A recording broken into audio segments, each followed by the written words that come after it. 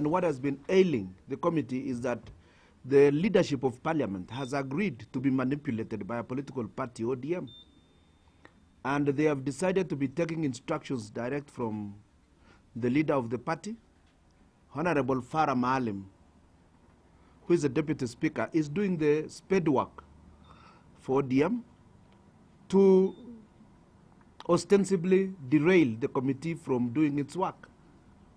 And apparently the speaker is quite aware of this. He has allowed it to go on. He understands the standing orders very clearly.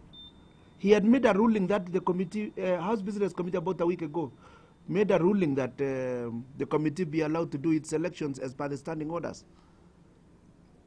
What then happened is that Farah decided to cook up a supervisory role over committees which does not exist. As far as I'm concerned, there is no wrangling.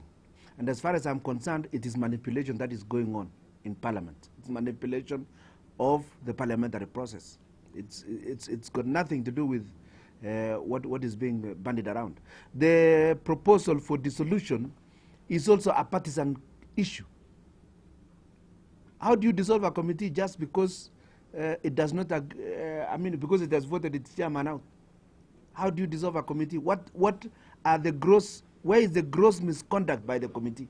The standing orders provide for the management of committees in a very clear manner.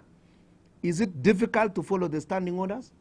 If Parliament cannot obey its own rules, why should it attempt to set rules for others? Parliament ought to respect itself, respect its own rules and procedure, and basically provide leadership in the democratic arena. It does not provide for the liaison committee to vote to reject a committee's decision. It only facilitates the next meeting. It only notes. It is not part of its responsibility to do what it purported to do. And in any case, even if it were to do that, it would still have probably, we hope it will bring it to the floor of the House, but no other place. There are no other provisions in the standing orders that allows the management of committees in another direction other than as is provided for by the standing orders. The clerk's office has not given us a secretariat and the space to meet.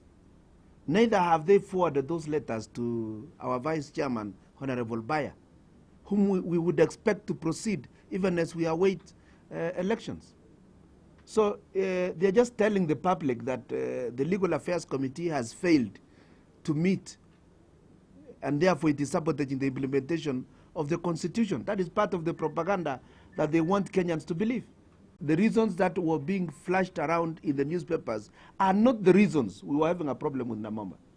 They are much more serious issues that we felt, even if we were to bring everything to the fore, it's very embarrassing on our former chairman. And I don't think you are pushing us that far. We have made it clear that that is not the reason.